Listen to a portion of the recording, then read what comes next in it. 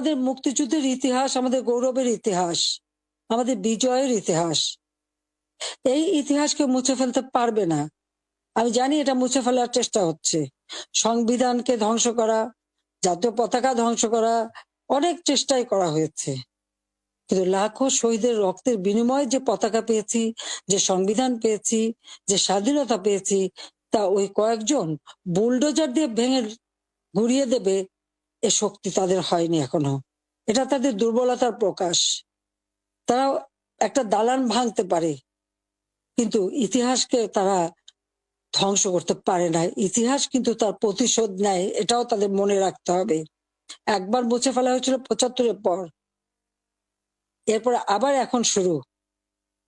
যারা এটা করছে তারা তাদের হীনমন্যতার পরিচয় দিচ্ছে।